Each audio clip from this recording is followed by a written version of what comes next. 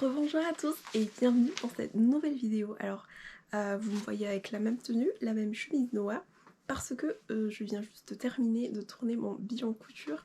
Je ne sais pas quelle vidéo je vais publier en premier, mais en tout cas, bienvenue à tous.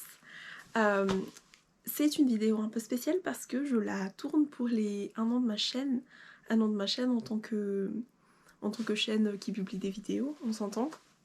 Parce que sinon ça fait très longtemps que cette chaîne existe et que je l'utilise pour regarder des vidéos couture. Pourquoi je parle très vite? Je ne sais pas. C'est l'excitation sûrement. Donc comme je vous ai dit, pour les 1 an de ma chaîne, je voulais tourner une vidéo un peu spéciale pour que vous puissiez, pour que vous sachiez un peu plus sur moi en tant que couturière.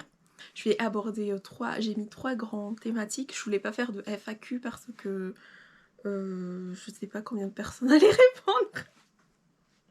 Pauvre de moi. Non, je rigole. Non, c'est parce qu'au fait, j'ai déjà pensé à tourner cette vidéo et je me suis dit que pour les 1 an de la chaîne, c'était la chose à faire. Dans la première partie, je vais vous raconter un peu pourquoi je me suis mise à la couture, parce que c'est une anecdote assez rigolote, pour moi en tout cas. Et ensuite, un grand classique, mes erreurs de débutante. Comme tout le monde en a fait, je pense que on a tous fait les mêmes erreurs à peu près. Alors en tout cas quand je regarde ce type de vidéo là, je me reconnais tout le temps dans chaque comment dire, dans chaque point cité.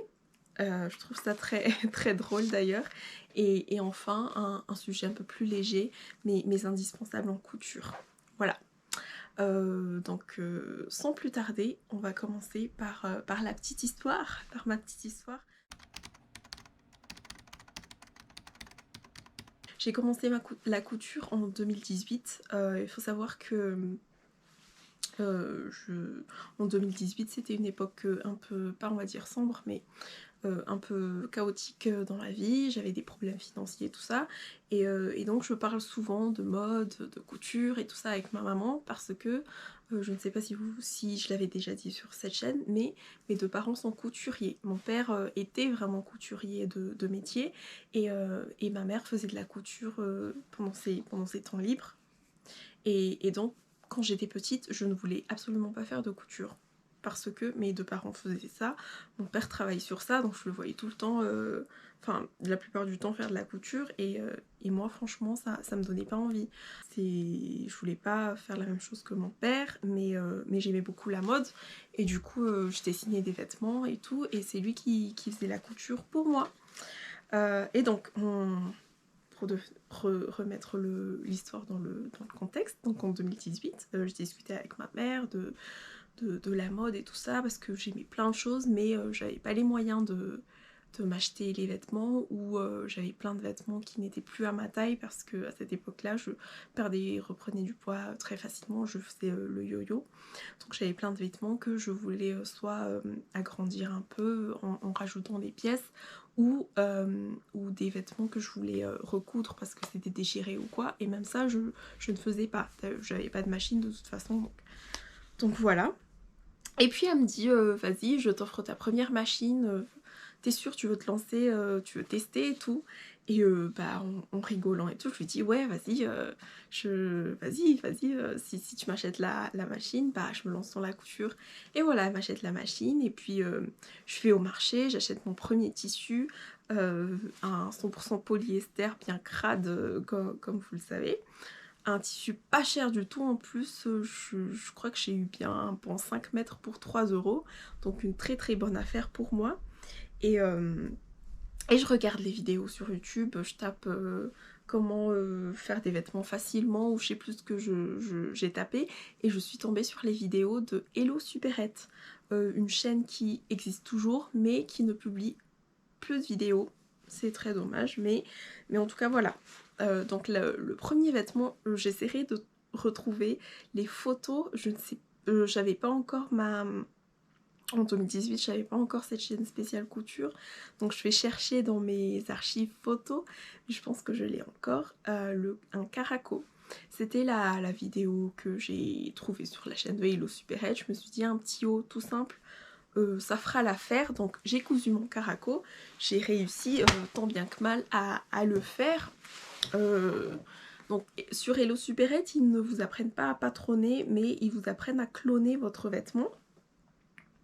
Donc du moins sur cette vidéo là, parce qu'il me semble qu'après, oui, sur cette vidéo là, ils nous ont appris à cloner un caraco. Donc c'est ce que j'ai fait, j'ai réussi, j'ai été très contente et je me suis dit vas-y, je suis dans la même lancée, je vais me faire une robe cache-cœur, toujours une vidéo de chez Hello Superhead. Et d'ailleurs la robe cache-cœur, je la porte toujours jusqu'à maintenant.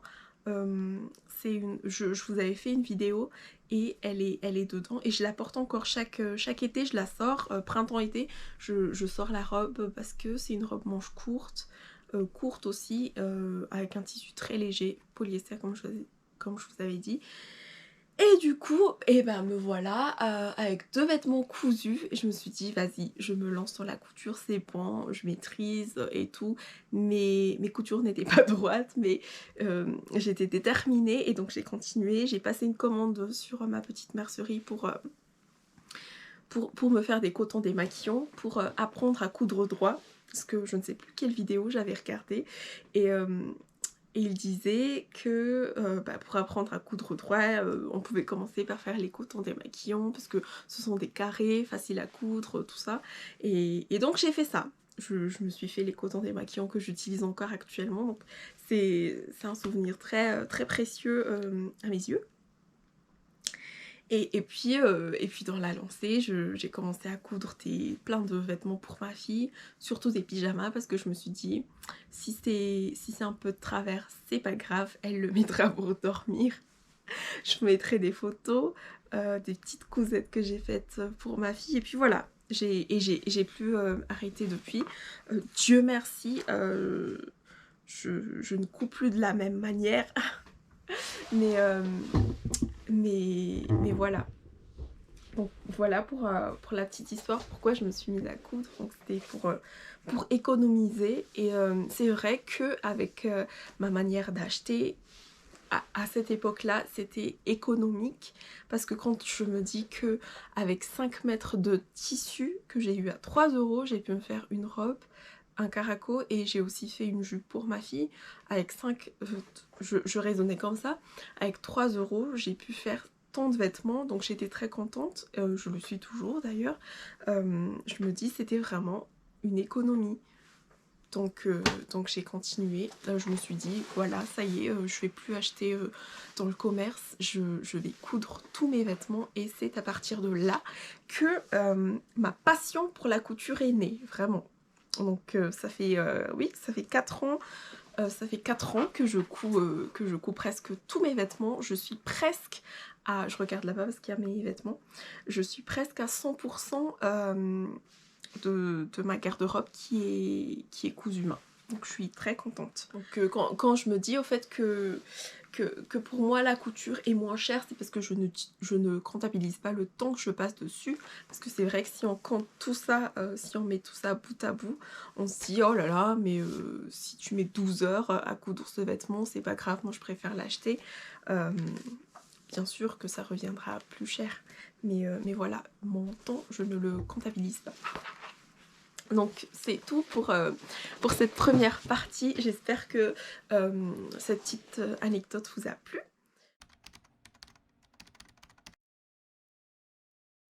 Donc pour rebondir à tout ce que j'ai dit auparavant, pour moi la couture c'était vraiment pas cher, avoir des vêtements pas chers.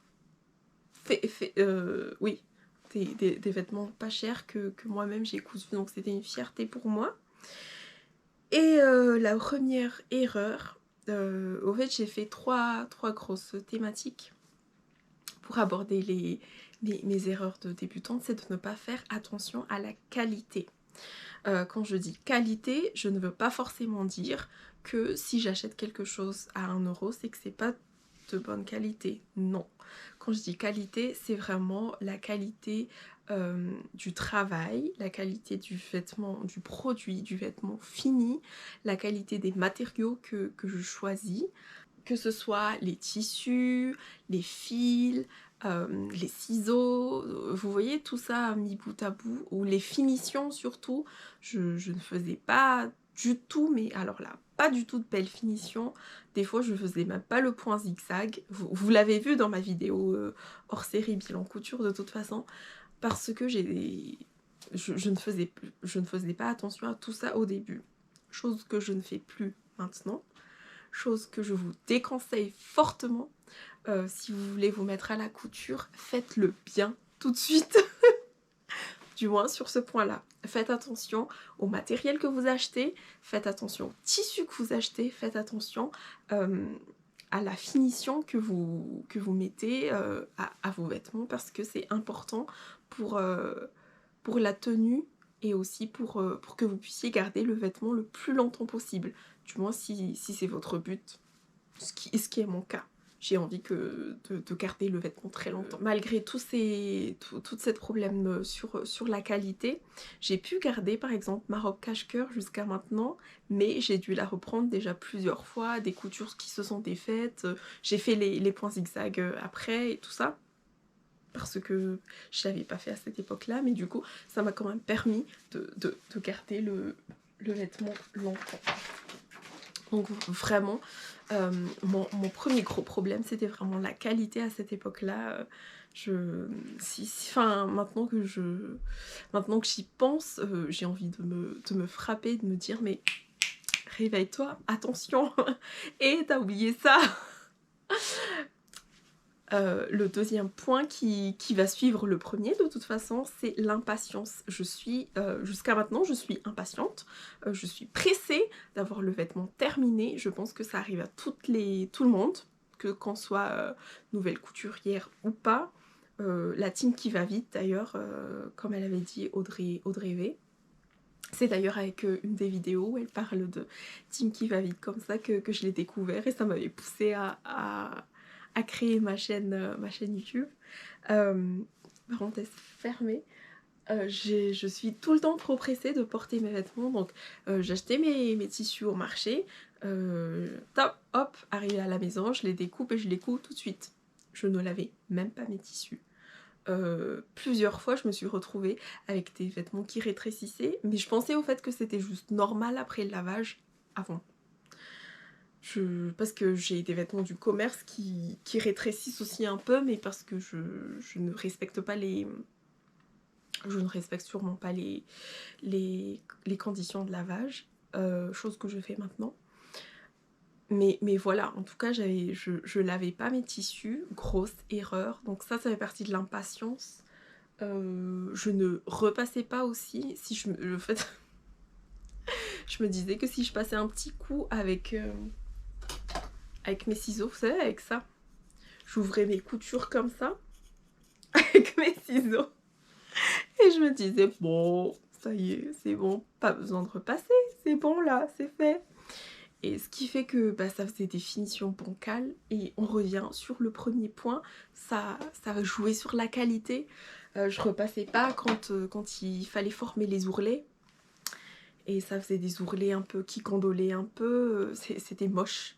Et ma mère me disait, quand j'étais toute fière de lui montrer mes cousettes, elle me disait mais t'as pas repassé là? Et je lui dis oui mais je vais repasser après, mais elle me dit mais il faut repasser avant et tout. Et en plus ma mère c'est quelqu'un qui n'aime pas repasser, qui me dit ça, donc je me dis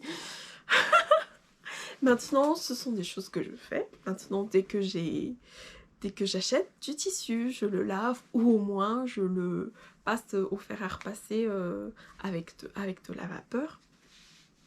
Chose que j'ai fait une seule fois avec une seule commande, mais que je ne referai pas parce que il s'est passé un petit truc bizarre sur le tissu, donc voilà. Ça c'est le deuxième gros point, l'impatience. Je pense que la couture nous apprend à être patient et à être méticuleux. Et ça c'était une de mes grosses erreurs de débutante. Le troisième gros point, Je ne sais pas, je ne savais pas comment nommer ce dernier point, mais c'était en fait un manque de recherche, une méconnaissance, un manque de, oui, un manque de culture de la couture peut-être, je ne sais pas. Mes toutes premières cousettes, je les ai réalisées avec les vidéos de Hello Supérette et ils sont très bien, hein, mais ça vous apprend juste à cloner votre vêtement qui est déjà existant. Donc si vous voulez faire autre chose que ce que vous avez déjà, c'est un peu compliqué. Du coup, j'ai cherché, je me suis dit, sûrement déjà une vidéo qui vous apprend à patronner, et j'ai trouvé le site Pretty Hero, qui est très très bien. J'ai pu me faire pas mal de pièces grâce à ces vidéos-là, avec ces vidéos. Et j'ai été contente à cette époque-là de ce que j'ai fait. Je crois que j'ai pas gardé beaucoup de pièces parce que ce sont des bustes de base au fait qu'on apprend sur ces vidéos, et il y a des choses qui sont peut-être pas incluses dedans, comme par exemple, moi je sais que il y a une grande différence pour moi entre mon buste devant et mon buste dos, à cause de la poitrine, ce qui fait que à chaque fois que je faisais les patrons, j'avais des petites sortes de becs derrière, et ça je calculais pas à cette époque-là, ou sinon je raccourcissais au niveau des épaules, parce que je me disais bon, je pense que ça va, et puis voilà, j'ai pas cherché à faire plus. Donc ouais, je pense que oui, je pense que c'est un manque de recherche. Je n'ai pas j'aurais peut-être dû prendre des livres ou quoi pour compléter ces vidéos. Voilà. J'ai ensuite découvert les patrons du commerce.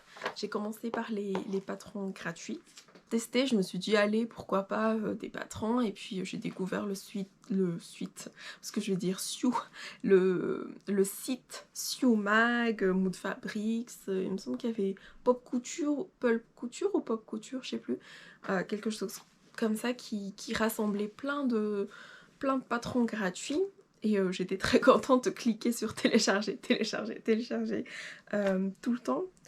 J'ai surtout ce problème-là avec le site Siumag. J'ai téléchargé plein de patrons dessus, parce que Mood Society c'est venu un peu récemment, on va dire.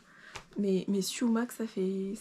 Enfin oui, ce sont les premiers patrons que j'ai cousu en tant que tel. Je ne saurais pas vous dire quel patron j'ai cousu en premier. Ah si, j'ai cousu la veste, le manteau. Le manteau? Oui, je crois que... Je sais plus.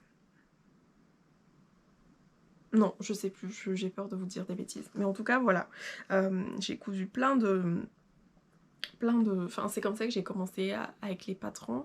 Toujours dans le souci d'économiser. Et aussi, c'était une découverte pour moi, les patrons. Donc je me suis dit, je vais essayer ceux qui sont pas payants d'abord. Et puis voilà.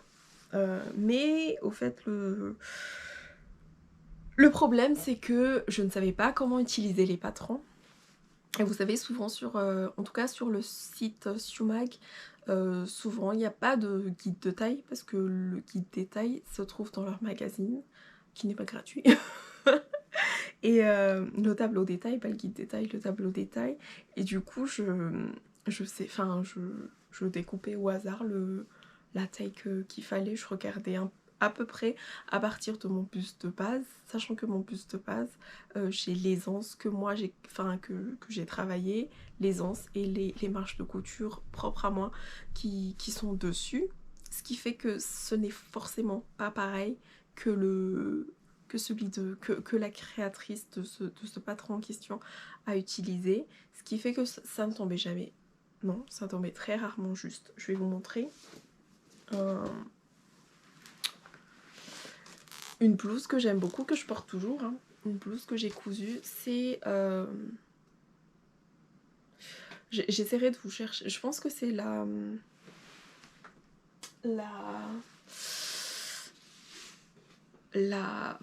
je sais plus. J'essaierai de vous retrouver, je vous remettrai le nom de la blouse, mais en tout cas, c'est une blouse que je porte encore, mais le gros souci c'est que il y a une pince poitrine qui ne se trouve pas du tout au niveau de ma poitrine. En fait, elle est tout en bas, parce que le patron n'est pas à ma taille, le patron n'est pas fait pour moi. Et ce sont ces types de problèmes là que j'ai tout le temps rencontrés à mes débuts en utilisant en fait les patrons du commerce.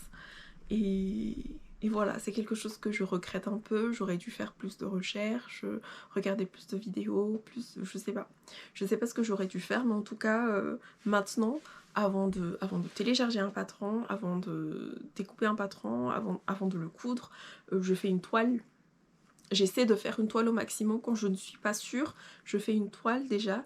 Et aussi j'essaie maintenant de voir les patrons qui ont des statures différentes pour que j'ai le moins comment dire, d'ajustements à faire, voilà. Pour que j'ai moins d'ajustements à faire, au fait, j'ai trouvé ces patrons là qui sont très très bien. Dans les patrons de Sophie Denis, qui proposent ça. Il me semble que Estelina Bordeaux aussi fait des patrons avec des statures différentes, ce qui fait que pour nous petites, ou pour ceux qui sont plus grandes par rapport à la créatrice du patron, et on soit pas désavantagés. Voilà pour ce point là. Et sinon j'avais aussi, toujours dans cette méconnaissance, mais je pense que ça c'est plus une méconnaissance morphologique, on va dire, ou une association tissu patron, ou association patron moi qui est erronée. J'ai plein de vêtements j'ai plein de patrons que j'ai adorés sur le dessin technique et sur le mannequin, mais finalement cousus et portés sur moi, c'était une horreur. Je crois que j'en ai pas beaucoup, mais j'en ai eu quelques-uns à mes débuts en couture, et ça c'est quelque chose qui s'apprend aussi, qui s'apprend sur le tas je pense, hein. Mais ça fait partie des erreurs que j'ai rencontrées à mes débuts en couture, et donc voilà, c'est sur ce point là que je vais clore ce sujet là, mes grosses erreurs en couture. Donc moi j'avais catégorisé en 3 grandes parties. Est-ce que vous vous reconnaissez dans les points que j'ai énumérés tout à l'heure, et si vous avez d'autres points à rajouter que vous avez fait, que j'ai peut-être fait aussi mais que j'ai oublié de dire, hein. C'est très probable. N'hésitez pas à me les mettre en commentaire, ça m'intéresserait de savoir ce que vous avez fait comme grosse bêtise à vos débuts en tant que couturière. Et maintenant on passe au dernier point, un point un peu plus joyeux on va dire. Donc le premier indispensable qui est évident, la machine à coudre. Donc peu importe la machine que vous choisissez, il faut juste prendre la machine qui vous convient, pardon.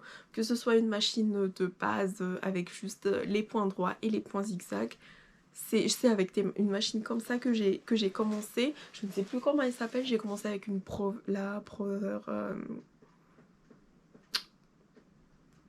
je sais plus. Je ne sais plus avec quelle machine j'ai commencé, mais en tout cas c'était une machine toute simple qui faisait juste le point droit, les points zigzag, et puis les boutonnières qu'il fallait faire en 3 étapes.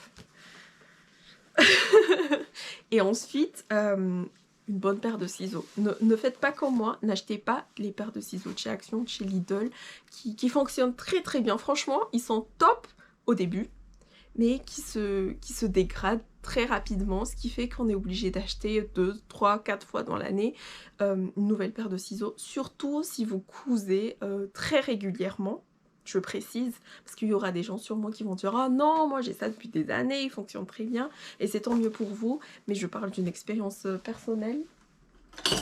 J'avais acheté ces paires de ciseaux là chez Action pour commencer, je les ai encore, mais je les utilise plus trop.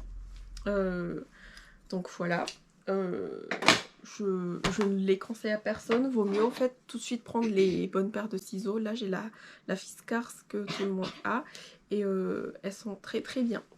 Elles sont très bien, elles coupent très bien. Ça fait un an je pense que je les ai, et j'ai pas de soucis. J'ai acheté le truc pour tailler les ciseaux là, mais je l'ai pas encore utilisé avec celle-là depuis.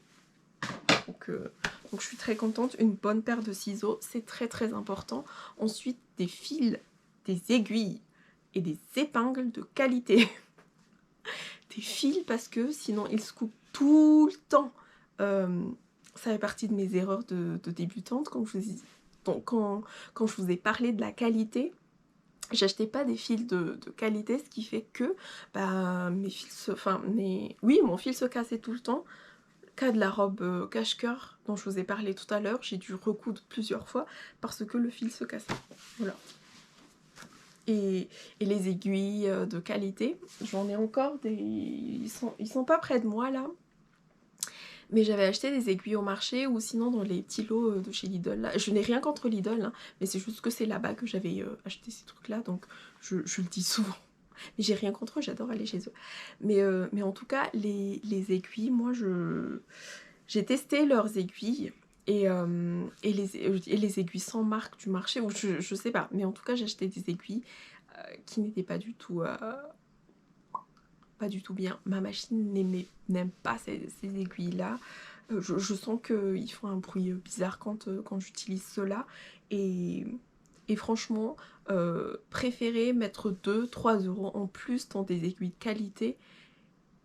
J'allais dire que vous pouvez garder longtemps. Non, parce qu'on est censé changer d'aiguille à chaque fois qu'on fait un nouveau projet. Moi, j'essaie de changer tous les 2 projets pour économiser un peu, mais normalement, changer les aiguilles à chaque projet couture. Et donc voilà, de bonnes aiguilles, de bonnes épingles aussi. Je vais terminer cette vidéo avec mon téléphone parce que mon appareil a eu un petit souci de batterie. Il a surchauffé, faut que je vois ça encore. Et donc j'espère que vous m'entendrez. Là je suis en train de parler très fort, mais comme vous le savez, il n'y a pas de micro sur mon téléphone, donc voilà. Des épingles de qualité aussi, ça il en faut. Ensuite, j'avais noté un découvite très très important, c'est notre meilleur ami. Ça je vous le dis, c'est notre meilleur ami, les épingles. Les épingles, n'importe quoi. Les aiguilles, je tremble beaucoup, c'est une horreur. Je disais quoi aussi, un mètre, parce qu'on doit toujours se mesurer. Et d'ailleurs, avec le mètre, je dirais un petit carnet dans lequel vous notez vos mensurations. C'est très important pour le choix de la taille quand vous achetez un patron ou quand vous voulez acheter un patron. Peut-être que enfin, si vous êtes comme moi, je rentre souvent pas dans le tableau des tailles, donc j'abandonne vite l'achat que je compte faire. Mais voilà, ensuite le matériel nécessaire pour décalquer, imprimer vos patrons et tout ça, très très important. Donc voilà ce que moi j'utilise tout le temps dans mon quotidien de couturière. Ah, j'ai failli oublier, le fer à repasser. Non, n'est-ce pas? Le fer à repasser avec de la vapeur si possible, parce que ça c'est très utile surtout pour les tissus qui sont un peu difficiles. J'utilise une sorte de pâte mouille aussi des fois pour les tissus un peu plus fragiles, pour éviter de les brûler, n'est-ce pas? Et donc voilà. C'en est pour cette vidéo. Je vous avais dit que je ne sais pas si j'allais faire un concours ou pas. Là actuellement, à l'heure à laquelle je tourne la vidéo, je n'ai pas pensé à un concours spécial. J'aimerais bien vous faire un concours, mais je ne sais pas quel lot vous faire gagner. Donc je vais réfléchir. Si jamais je fais un concours, malheureusement je le ferai sur Instagram du coup, donc oui, vaut mieux me suivre sur Instagram. C'est pas logique de faire un concours sur Instagram pour ma chaîne YouTube, mais là-bas, au fait, c'est plus rapide. Voilà. Bon, je vais dire ça comme ça. C'est plus simple pour moi de poster le concours là-bas et pas de faire une vidéo juste pour vous parler de concours. Si je le fais, j'essaierai de chercher un lot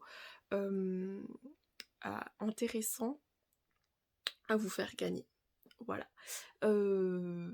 En tout cas, merci à vous d'être resté avec moi jusqu'à la fin. J'espère que le son est bien. D'ailleurs, j'espère que le son de toute la vidéo est bien. En tout cas, merci à vous d'être resté avec moi, d'avoir suivi ma chaîne. Je sais pas depuis combien de temps vous suivez ma chaîne, mais en tout cas, merci à tout le monde pour ces 1 an sur YouTube. Là, je termine la vidéo en mode vlog. Mais voilà, en tout cas, c'est... En tout cas, j'ai dit en tout cas trop de fois. Mais j'ai beaucoup aimé cette aventure YouTube. Nous sommes plus de 800. J'aurais jamais pensé atteindre les 800, franchement. Il y a tellement de... Il y a tellement de... Comment dire? Il y a tellement de chaînes de couture intéressantes que je me dis, la mienne, je fais que des hauls tissus et des bilans couture, c'est pas intéressant. Mais il y a quand même, oui, vous êtes quand même 800 à me suivre et je suis très très contente. N'hésitez pas à, à vous abonner. Si vous qui êtes en train de regarder ma vidéo n'êtes pas encore abonné, abonnez-vous, c'est sympa ici. J'essaierai, comme je vous ai dit, de publier les vidéos que j'ai en tête aussi, de les tourner surtout, et de les publier parce que j'ai pas mal d'idées. J'ai pas mal d'idées. Oui, oui, oui. J'ai pas mal d'idées. Mais voilà. Le prochain... Est-ce que je vais me porter la poisse si je le dis? Non, allez, je le dis, je vais teaser un peu. Normalement, là, je vais bientôt commencer à tourner mon vlog couture dans laquelle je couds avec vous un ensemble du magazine Couture Actuelle. Je vous l'avais dit au moins 5 fois déjà dans mes précédentes vidéos dans le Couture Actuelle, donc restez connectés, ça arrive bientôt sur ma chaîne. Ciao!